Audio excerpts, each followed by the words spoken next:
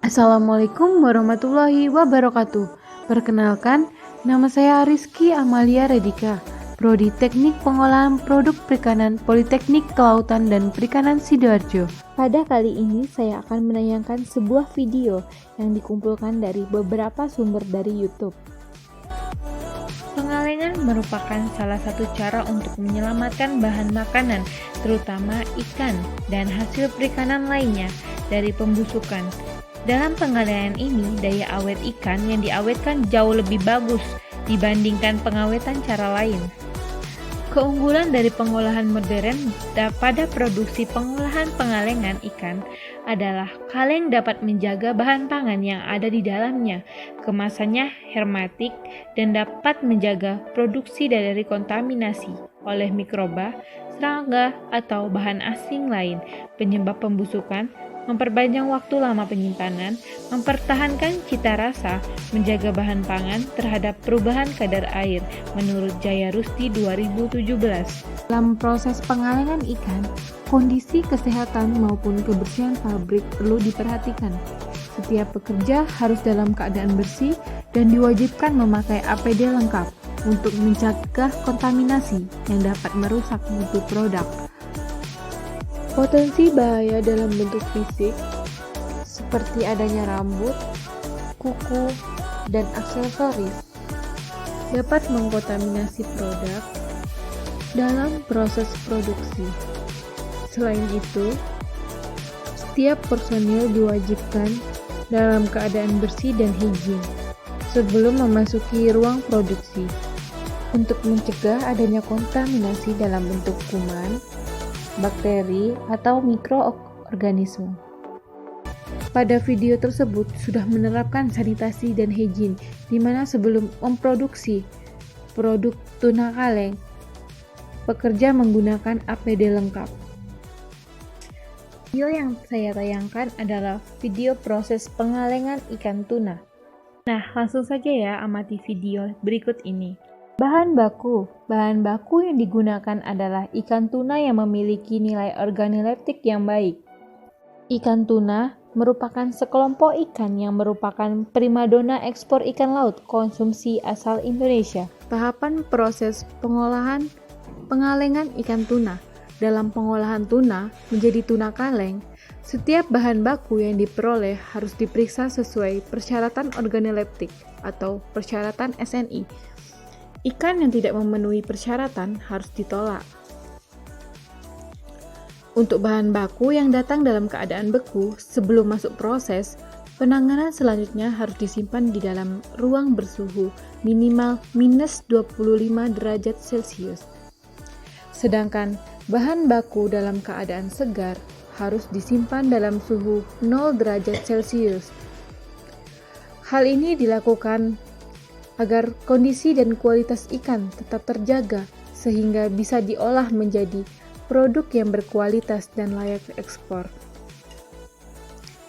Untuk bahan baku segar harus dilakukan segera pencucian menggunakan air yang mengalir dengan suhu maksimal 5 derajat Celcius. Apabila bahan baku masih beku, maka dilakukan pelelehan dalam air yang mengalir yang bersuhu 10 derajat sampai dengan 15 derajat Celcius. Ikan yang sudah dilelehkan akan dipotong sesuai ukuran selanjutnya, diletakkan di tempat rak pre-cooking. Ikan tuna yang telah disiapkan dalam rak dimasukkan ke dalam alat pemasak menggunakan uap panas. Waktu yang dibutuhkan tergantung pada ukuran ikan, namun umumnya berkisar 1 sampai dengan 4 jam dengan suhu pemasakan 100 derajat sampai dengan 105 derajat Celcius. Ikan yang telah dimasak dikeluarkan dari alat pemasak dan diturunkan suhunya sampai ikan ditangani lebih lanjut dalam waktu maksimum 6 jam. Proses setelah pre-cooking bisa dikatakan pendinginan dan penirisan. Selama proses ini, kadar histamin akan meningkat dan jumlah bakteri meningkat 100 kali lebih banyak. Proses selanjutnya adalah perapihan atau trimming daging.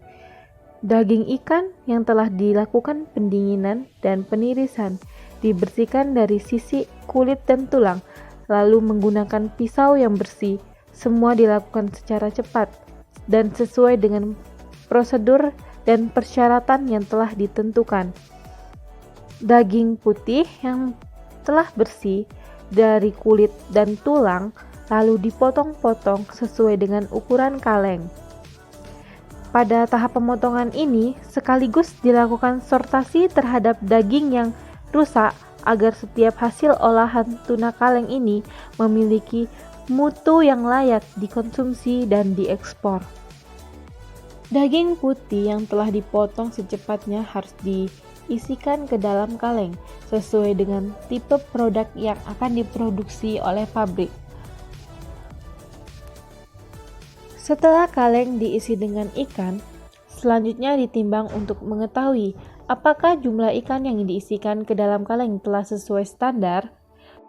Proses selanjutnya adalah pengisian media, pada umumnya adalah saus, larutan garam, minyak tumbuh-tumbuhan, asam, dan lain-lain. Pengisian media ditambahkan ini pada saat kaleng belum ditutup. Suhu bahan baku tambahan antara 70-80 derajat Celcius. Pengisian bahan baku tambahan dibatasi antara 6-10% dari tinggi kaleng. Kaleng yang telah diisi ikan dan bumbu kemudian ditutup menggunakan mesin penutup kaleng. Pada proses selanjutnya dilakukan pencucian kaleng untuk menghilangkan kotoran atau bahan-bahan yang masih terdapat pada permukaan kaleng. Setelah dikeluarkan dari retot, kaleng dipindahkan ke tempat terlindung untuk pendinginan dan pengeringan. Kaleng yang telah dingin dimasukkan ke dalam suatu ruang dengan suhu kamar dan diletakkan dalam posisi terbaik.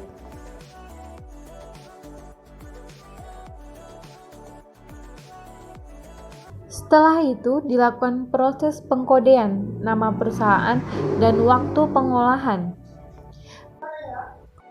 Kemudian dilakukan pengecekan terhadap kerusakan kaleng. Kaleng yang sudah dingin selanjutnya dibersihkan dari sisa-sisa air dengan menggunakan kain lap yang bersih dan dibawa ke ruangan pengartonan. Sesuai persyaratan, sebelum dipasarkan, produk tuna kaleng harus melewati proses pengecekan kualitas atau quality control. Terlebih dahulu, semua dilakukan secara akurat dan tepat sesuai dengan prosedur produk ikan tuna kaleng. Akan diuji secara organoleptik, mikrobiologi, dan fisika dan kimia. Selain kebersihan dan kehigienisan produk, perlu diperhatikan bahwa kondisi fisik produk baik dari kemasan maupun isi harus diuji secara teliti agar layak dikonsumsi dan diekspor. Dilakukan pengujian ini agar produk yang dipasarkan, yang diterima konsumen adalah produk olahan tuna terbaik dalam hal rasa, kualitas, kebersihan, dan mengandung kadar gizi protein serta omega 3 yang cukup untuk konsumsi harian. Pemeraman dilakukan setelah pendinginan selama 1 minggu dengan cara menempatkan kaleng dalam posisi terbalik pada suhu kamar 25-30 derajat Celcius untuk mengetahui kebocoran kaleng. Kebocoran yang terjadi tidak hanya berakibat pada satu kaleng yang bocor, tetapi akan mempengaruhi kaleng-kaleng lain di sekitarnya. Pengepakan dilakukan setelah pengeraman. Kaleng diletakkan dalam masker karton double wall dan disusun posisi tegak. Pada tahap ini dilakukan inspeksi akhir untuk melihat mutu produk akhir. Jika produk tidak langsung dipasarkan, maka dilakukan penyimpanan dan juga dilakukan untuk menguji mutu produk sebelum dipasarkan. Adapun yang perlu diperhatikan selama penyimpanan adalah suhu ruang penyimpanan, kelembapan ruang, dan cahaya. Terima kasih sudah menonton. Semoga bermanfaat untuk kalian semua. Assalamualaikum warahmatullahi wabarakatuh.